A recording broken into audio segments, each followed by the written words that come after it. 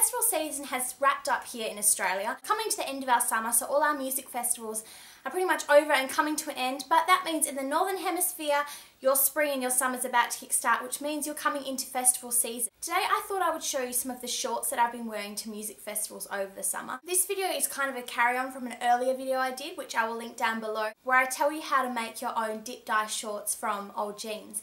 So what I'm going to do in this video is show you how I've taken those denim shorts, so I've bleached them, I've distressed them, and how then I've further enhanced them to make them sort of into festival denim. I'm not going to be actually showing you how to make these per se, but I'm going to be talking you through the design process. So to start, obviously you're going to need some shorts, and these were the ones that I made earlier.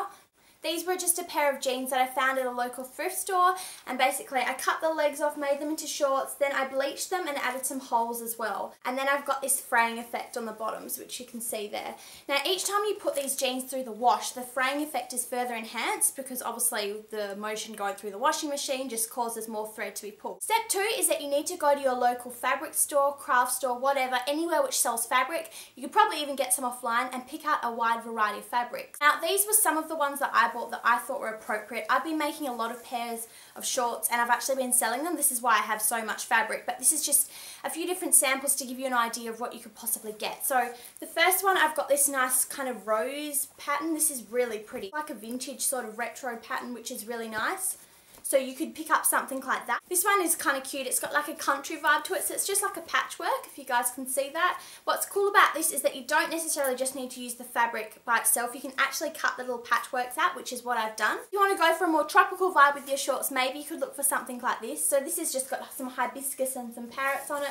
Very pretty. It's a really nice print. This would actually even be a really pretty top too. And again, this was just like a tropical print, but this is in a different fabric. This is more softer. So you've just got some parrots and some hibiscus, but it's very nice.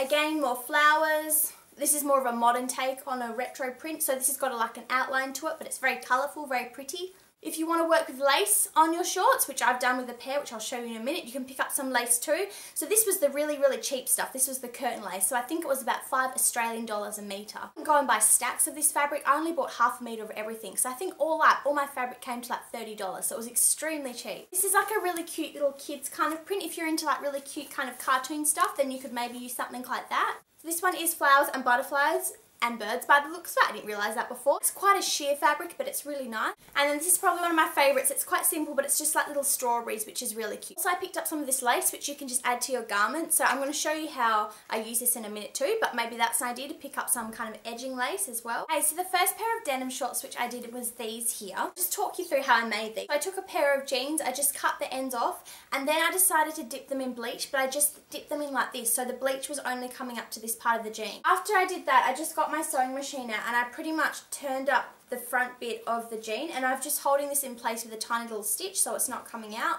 and you can see that there's a little bit of fraying there as well. So that's what I did there, and then I took a bit of fabric, so this was like the one I showed you earlier on, and I just cut it out and then I stuck it onto this part of the jean. And then I just used like a zigzaggy sort of big stitch to stick it onto the jean because I didn't want to go for that perfect kind of look. I wanted to go for that sort of vintage distressed look. So the good thing about this is that you don't have to be a fantastic sewer because it can look all mismatchy and all over the place, and that's totally okay. The second pair, repeating the same thing. Instead of using fabric, I've applied lace to this side of the jean. The bleaching was a little bit different for this pair. What I did was like a tie-dye effect. So when I was putting my pants to soak in the bleach, I put lucky bands on the denim, which has sort of given this effect here, which you can see. So I think it looks pretty cool. Almost looks like flowers or snowflakes or something, I don't know. But it's just a little bit different than rather than just sticking it straight in the bleach. And then again, I just turn the bottoms of the jeans up. The last pair are a little bit more simple than the other two, but basically I just took that lace and I just sewed them into the pockets. I only did a tiny bit of bleaching with these, and that was just along the bottoms, and then again I've turned them up just so they get that fraying sort of effect. I really like these because they're kind of simple and they're kind of cute, and obviously these were the easiest to make because all I had to do was just sew a bit of lace onto them. But that's another idea. If you don't want to go for something with a full-on fabric, then you can just go for something a little bit cuter, a little bit simpler, and maybe apply some lace onto the pockets like that. You can be creative with the fabric. You can apply it pretty much in any way that you want. Before you sew anything down, just cut it out, stick it on and see what it looks like. Move stuff around and just experiment with it. Also, like I showed you can be creative with the bleaching as well. You don't need just to stick the jeans straight in. You can stick them on the side. You can do like a dip dye kind of effect with lucky bands. And if you found this video helpful, please subscribe for more, and I will talk to you guys later. Bye!